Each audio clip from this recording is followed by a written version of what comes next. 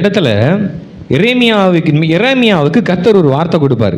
என்ன கொடுப்பார்னா, பார், கர்த்தர் தமது கரத்தை நீட்டி என் வாயை தொட்டு இதோ என் வார்த்தைகளை உன் வாயிலே வைக்கிறேன் அப்படின்னு சொல்லிட்டு வாயில வைக்கிறேன் அப்படின்னு சொன்னது அடுத்த வசனத்துல, பார், பிடுங்கவும் இடிக்கவும் அழிக்கவும் கவிழ்க்கவும் கட்டவும் நாட்டவும் உன்னை இன்றைய தினம் ஜாதிகளின் மேலும் ராஜ்யங்களின் மேலும் ஏற்படுத்தி. நல்ல கவனிங்க, ஒரு மனுஷன்கிட்ட கர்த்தர் பேசும்போது ஒரு அதிகாரத்தை கொடுக்குறாரு. என்ன அதிகாரம்? ராஜ்யங்கள் மேல, ஜாதிகள் மேல ஒரு அதிகாரம். நீங்கள் நினைக்கலாம், இதெல்லாம் பெரிய காரியம் பிரதர், இது எப்படி இது செயல்படும் அப்படின்னா, நீங்கள் நல்லா கவனித்து பார்த்தீங்கன்னா, அதே எரேமியாவினுடைய புஸ்தகம், அறியேன் சிறு பிள்ளையா இருக்கிறேன் என்றேன். நல்ல கவனிங்க, உங்களுடைய ஸ்டேட்மெண்ட் என்ன அப்படின்னா, இது எனக்கு முடியாது, இது எனக்கு தெரியாது, இது எனக்கு என்னுடைய பலத்துக்கு மிஞ்சினது, இது என்னால் செய்ய முடியாது அப்படின்னு நீங்கள் ஒதுங்கி போன, பயம்பட்ட, நீங்கள் குறுகி போன இடத்துல கர்த்தர் உங்களுக்கு என்ன செய்ய போறாராம்? அவர் சொல்றாரு, ஆனாலும் கர்த்தர், நான் சிறுபிள்ளை என்று நீ சொல்லாதே,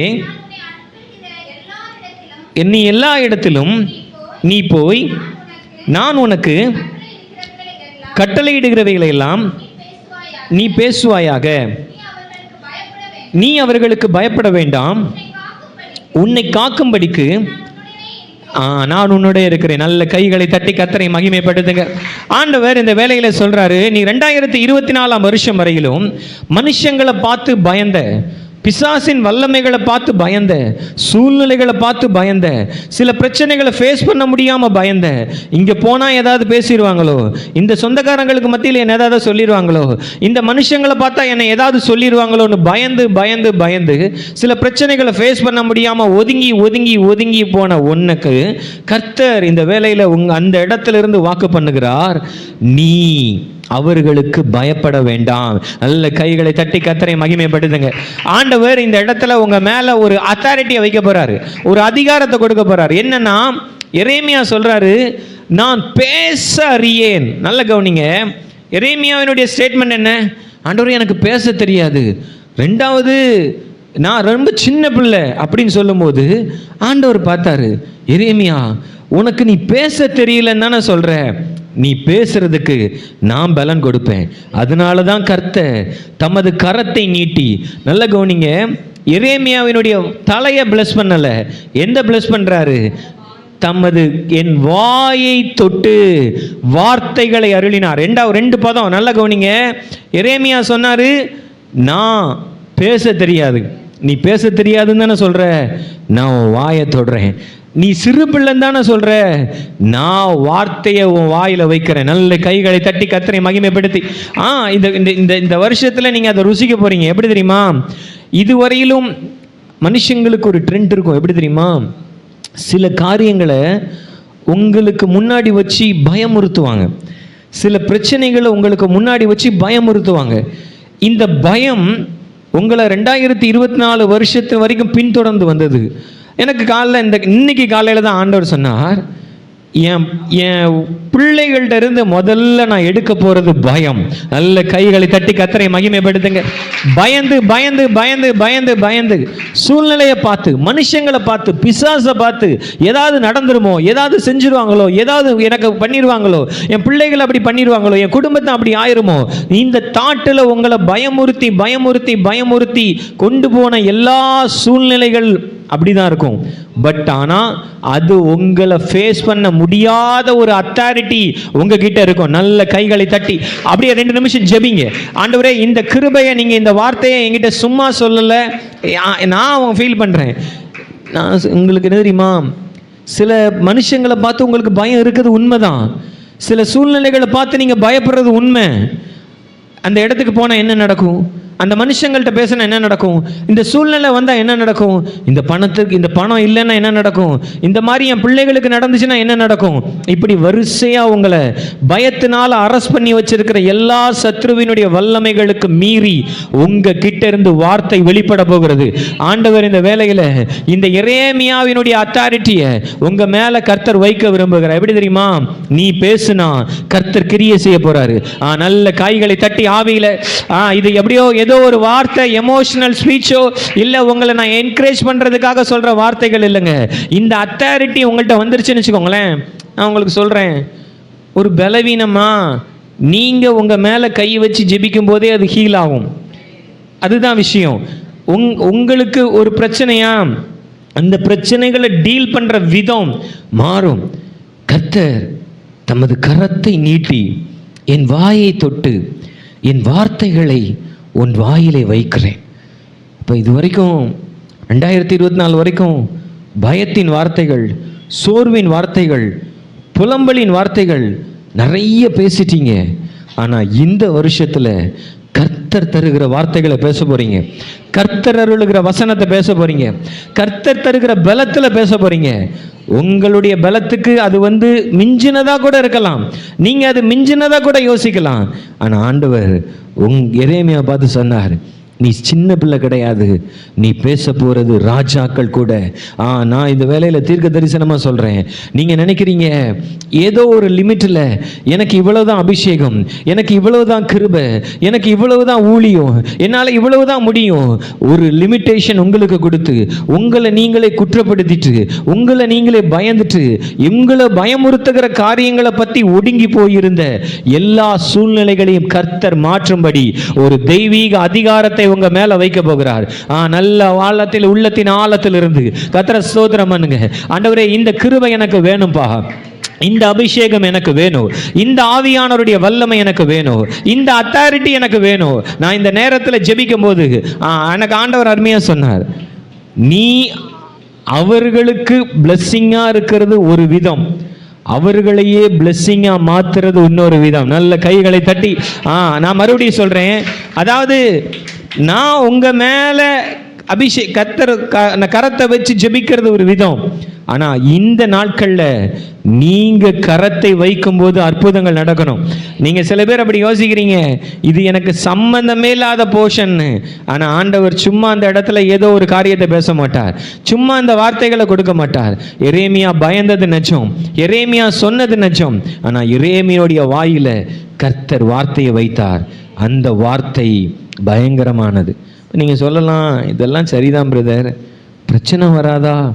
நான் ஏதாவது சொல்லிட்டேன்னா, நான் பேசாமல் இருந்தாலே என்னைய பயங்கரமாக பண்ணுறாங்க, நான் பேசாமல் இருந்தாலே 1008 கம்ப்ளைண்ட் பண்ணுறாங்க, நான் பேசாமல் இருந்தாலே அவ்வளோ பிரச்சனை வருது, நான் பேசுனா பிரச்சனை வரதான் செய்யும். எரேமியா 20ஆம் அதிகாரம் 7, 8, 9 வாசிங்க.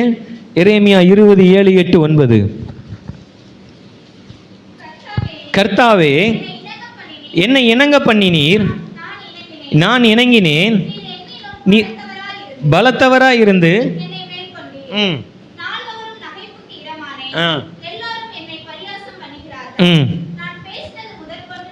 நான் பேசினது முதற்கொண்டு கதறுகிறேன், கூறுகிறேன். பரிகாசமும் ஆயிற்று. இதுல ஒரு 7ஆம் வசனத்திலையும் 8ஆம் வசனத்திலையும் ஒரு டிசிஷன் எரேமியா சொல்லுவாரு. நீங்க சொல்றதெல்லாம் கரெக்டு தான், என் வாயை தொட்டிங்கன்னு சொன்னீங்க, என் வார்த்தையை வச்சிங்கன்னு சொன்னீங்க, எல்லாம் நல்லா தான் இருந்துச்சு. பட் ஆனா என்ன நான் ஃபேஸ் பண்றேன்னா, நான் அப்படி பேசுனது முதற்கொண்டு கர்த்தாவே என்னை இணங்க பண்ணினீர், நீங்க கூப்பிட்டீங்க, நான் செய்கிறேன், நீங்க என்னிலும் பலத்தவராக இருந்து செஞ்சே ஆகணும்னு கட்டாயப்படுத்தினீங்க, செஞ்சேன். ஆனா இந்த நான் செஞ்சதுனால எனக்கு என்ன தெரியுமா, பரிகாசம், நிந்தை, இதை தான் நான் அனுபவிச்சுட்டு இருக்கேன் அப்படின்னு சொல்லிட்டு அதுக்கடுத்து ஒரு ஸ்டேட்மெண்ட் சொல்லுவார். 9ஆம் வசனம் வாசிங்க. ஆதலால் நான் அவரை பிரஸ்தாபம் பண்ணாமலும் இனி கர்த்தருடைய நாமத்திலே பேசாமலும் இருப்பேன் என்றேன். ஆனாலும் நல்லா உங்க பைபிள்ல கோடு போட்டு வச்சுக்கோங்க. ஆனாலும் அவருடைய வார்த்தையின் எலும்புகளில் அடைபட்டு எரிகிற அக்கினியை போல் என் இருதயத்தில் இருந்தது, அதை சகித்து இளைத்து போனே, என் பொறுக்க கூடாம. எப்படி தெரியுமா?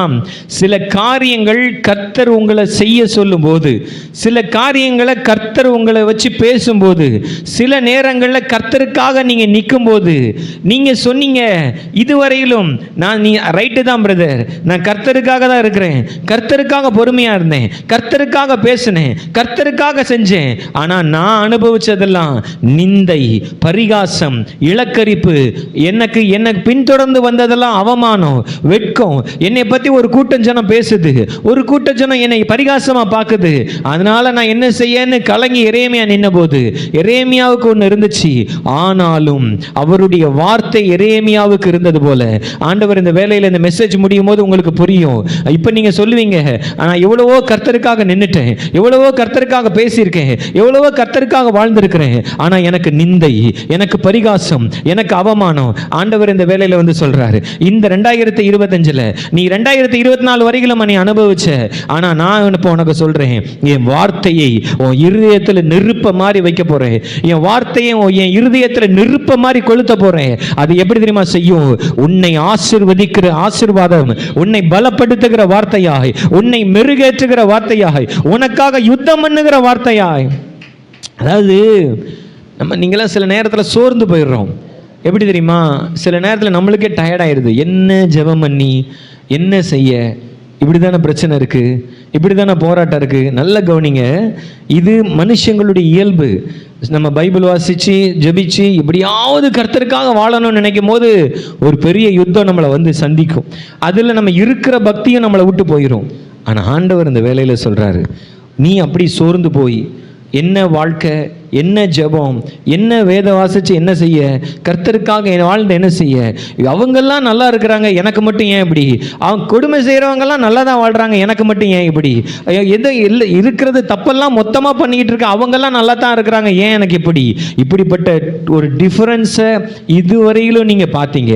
ஆனால் ஆண்டவர் இந்த வேலையில் உங்கள்கிட்ட திட்டமாக சொல்கிறாரு, நீ அதை சகிச்ச, நீ அதை பொறுத்த, அது உன் உள்ள இலக்கரிச்சு போச்சு, நீ பட்ட பிரயாசங்களை நினைச்சு அதுக்கு பலன் இல்லைன்னு சோர்ந்து போய் இங்க வந்து உட்கார்ந்துருக்க. ஆனா ஆண்டவர் இந்த வேலையில சொல்றாரு, நீ பண்ண எல்லா பிரயாசங்களுக்கும் நிறைய பலன் தான் இனி நீ பார்க்க போற. நல்ல கைகளை தட்டி கர்த்தரை மகிமைப்படுத்தி, நீ பண்ண காரியங்களின் நிமித்தம் சோர்ந்து போய் ஒரு இலக்கரிப்பு, ஒரு தோல்வி, ஒரு சகிச்சு இனி இது செய்யவே கூடாதுன்னு நினைச்சு இந்த இடத்துல நீ உட்கார்ந்திருந்தாலும் ஆண்டவர் இந்த பாட்டை தான் சொன்னார்.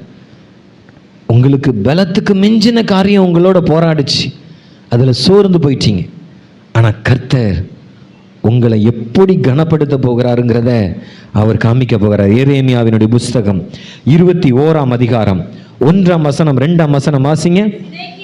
சிதேக்கியா ராஜா மல்கியாவின் குமாரனாகிய பஸ்கூரையும் ஆசாரியனான மாசாயாவின் குமாரனாகிய செப்பனியாவையும் எரேமியாவினிடத்தில் அனுப்பி, இப்ப நல்ல கவனிங்க, சிதேக்கியா ராஜா எரேமியாகிட்ட ஒரு ரிக்வெஸ்ட் கொடுக்குறான். சரியா? அவன் ராஜா, அதாவது என்ன தெரியுமா, இது உங்களுக்கு நான் அப்புறமா சொல்றேன். அவர் ராஜா, எரேமியாவிட்ட போய் கேட்கிறான். என்ன கேட்கிறான்? நீர் எங்களுக்காக கர்த்தரிடத்தில் விசாரியும்,